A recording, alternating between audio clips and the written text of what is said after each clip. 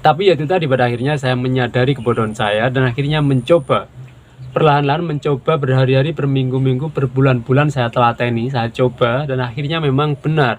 Saya sangat merasakan khasiatnya. Saya sangat merasakan akhirnya hati menjadi tenang. Dan itu tadi, ketika hati tenang, maka pikiran ikut tenang. Karena rajanya adalah di hati. Pikiran ikut rajanya di hati. Pikiran ikut tenang. Ketika pikiran ikut tenang, yaitu tadi kondisi tubuh ataupun tubuh kita menangkap ketenangan yang ada di pikiran kita.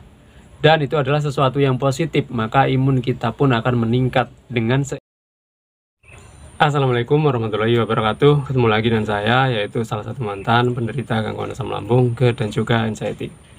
Salah satu penyebab kita lambat atau lama sembuh dari gangguan asam lambung, GERD, yaitu adalah cemas.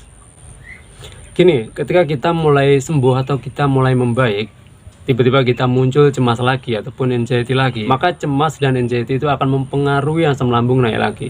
Ketika asam lambung naik lagi, maka kondisi kita akan menurun lagi. Ketika sudah mulai baik lagi, terus cemas, anxiety muncul lagi, maka akan mempengaruhi asam lambung naik kembali. Setelah itu kondisi kita menurun lagi. Itu adalah salah satu yang membuat kita lama sembuh dari gangguan asam lambung. Dan kali ini saya akan menceritakan salah satu cara andalan saya untuk mengatasi cemas. Dan juga bukan cara saya saja, tapi cara teman-teman di luaran sana juga menggunakan cara yang akan saya sampaikan ini. Gini, cemas bermula ataupun yang merasakan cemas pertama kali kalau yang saya amati adalah hati, bukan pikiran, teman-teman. Yang pertama kali menangkap atau merasakan cemas yaitu adalah hati. Hati nggak nyaman, nggak karuan rasanya cemas, maka naik ke pikiran. Pikiran pun juga akan ikut nggak nyaman, ikut cemas, akan ikut nggak karuan juga, akan ikut panik, khawatir, dan macam-macamnya. Dan setelah itu kondisi tubuh ataupun tubuh kita menangkap sinyal negatif yang ada di pikiran kita. Sinyal yang cemas, yang khawatir, dan panik, dan kawan-kawannya itu ditangkap oleh tubuh kita. Akhirnya tubuh kita akan menurun kondisinya, ataupun imun kita akan menurun. Karena menangkap sinyal negatif yang ada di pikiran kita yang berupa cemas, panik, dan kawan-kawannya itu. Dan rentetan itu semua bersumber dari hati, teman-teman. Kalau yang saya amati seperti itu. Jadi untuk mengatasinya yaitu adalah harus membereskan hati kita, harus membuat nyaman hati kita, harus membuat suasana hati kita damai, tenang. Hati kita harus kita buat seperti itu. Hati kita harus kita buat menjadi tenang dan damai. Pertanyaannya adalah bagaimana cara membuat hati kita tenang dan juga damai? Caranya sangat sederhana sekali, yaitu hanya mengingat Allah, maka hati akan menjadi tenang. Dan itu langsung dari Al-Quran. Saya kalau ilmu agamanya nggak ngerti, cuman saya menyimak dari ustadz, dari kiai seperti itu. Ketika mengingat Allah, maka hati akan menjadi tenang. Berzikir kepada Allah, maka hati akan menjadi tenang. Dan itu terbukti di saya sendiri. Setelah saya mengalami ataupun menerapkan itu berbulan-bulan, akhirnya saya merasakan khasiatnya. Memang benar, memang menjadi lebih tenang. Ketika hati tenang, damai, maka naik ke pikiran. Pikiran pun akan ikut tenang, ikut damai.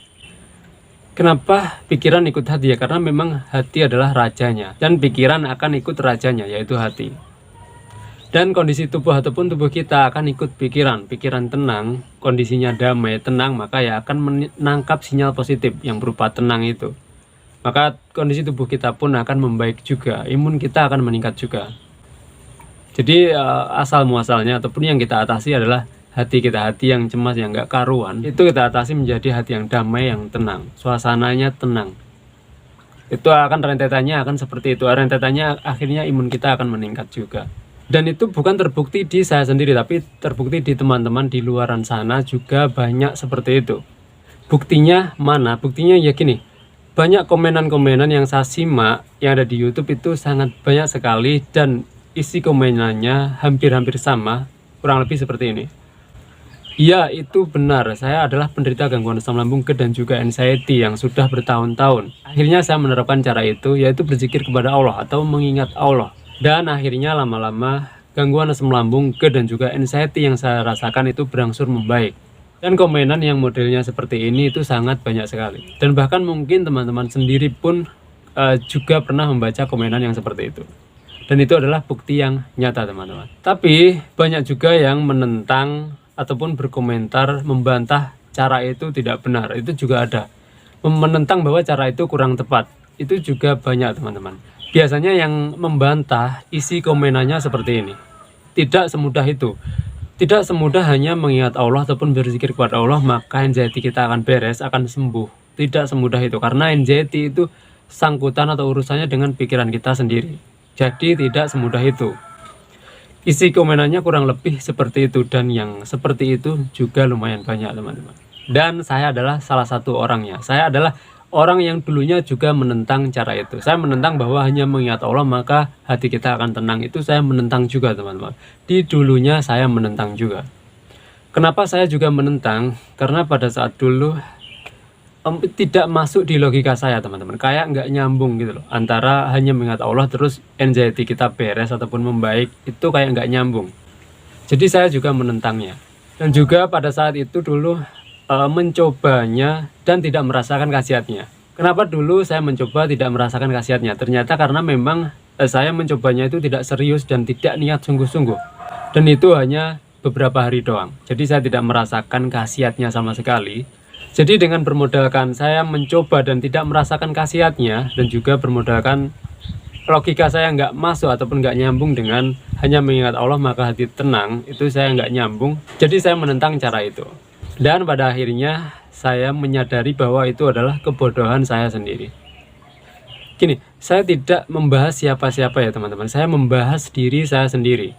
Gini, pada akhirnya saya menyadari bahwa itu adalah kebodohan saya sendiri, kebodohan logika saya sendiri. Pada akhirnya saya menyadari bahwa logika saya yang kemarin nggak masuk akal itu karena ya memang sangat bodoh. Saya tidak mempunyai ilmu pengetahuan yang cukup, atau pengetahuan saya sangat super rendah sekali. Terus bisa-bisanya saya melogikan itu ya, makanya seakan kayak nggak masuk akal. Bukan caranya yang salah, tapi yang saya untuk membuat logika itu bermodalkan pikiran saya yang bodoh, pikiran saya tidak tahu apa-apa, yang tidak berpengetahuan apapun. Jadi saya pakai melogikakan ya nggak masuk akal ataupun nggak nyambung. Bukan caranya yang salah, tapi pikiran saya yang bodoh yang nggak tahu apa-apa, terus dengan seenaknya melogikakan. Dan juga saya dulu belum mencobanya dengan sungguh-sungguh. Kok seenaknya saya sudah membantah ataupun menentang itu. Sebenarnya itu kurang tepat ataupun kurang pantas. Kalau yang pantas itu, kalau saya sudah mencoba sungguh-sungguh, niat sungguh-sungguh, berbulan-bulan kok nggak merasakan khasiatnya sama sekali, itu baru pantas saya menentang ataupun membantah bahwa dengan mengingat Allah maka hati tenang. Itu saya boleh menentangnya ataupun pantas menentangnya. Karena saya sudah merasakan berbulan-bulan nggak ada khasiatnya. Tapi pada saat dulu saya belum mencoba serius berbulan-bulan, saya sudah menentangnya. Itu menurut saya kurang tepat ataupun kurang pantas. Jadi untuk menentangnya harus mencoba berbulan-bulan dulu dan nggak merasakan khasiatnya, baru menentang nggak masalah. Jadi itu adalah salah satu kebodohan saya yang pernah menentang cara itu. Tapi ya itu tadi, pada akhirnya saya menyadari kebodohan saya dan akhirnya mencoba.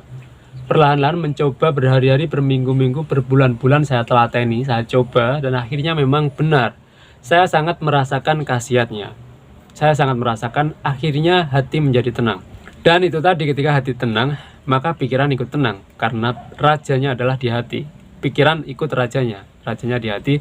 Pikiran ikut tenang, ketika pikiran ikut tenang, yaitu tadi kondisi tubuh ataupun tubuh kita menangkap ketenangan yang ada di pikiran kita. Maka imun tubuh kita akan meningkat juga karena menerima sinyal yang positif yang ada di pikiran kita.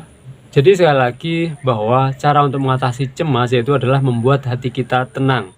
Dan cara membuat hati kita tenang yaitu adalah mengingat Allah maka hati menjadi tenang. Hanya mengingat Allah maka hati menjadi tenang.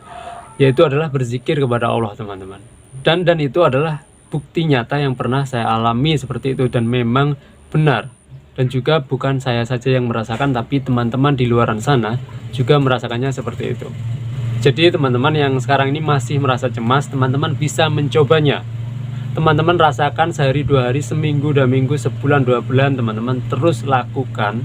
Insya Allah teman-teman akan merasakan khasiatnya. Dan insya Allah anxiety pun akan hilang karena hati teman-teman sudah menjadi tenang. Karena hati yang tenang itu tidak bisa anxiety, nggak mungkin. Dan juga ketika anxiety itu nggak mungkin hatinya tenang, nggak mungkin.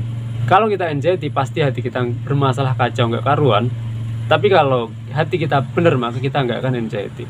Sebatas yang saya pahami seperti itu. Saya kira itu selalu ingat satu hal, selalu bersyukur pada kondisi bagaimanapun kita saat ini. Assalamualaikum warahmatullahi wabarakatuh.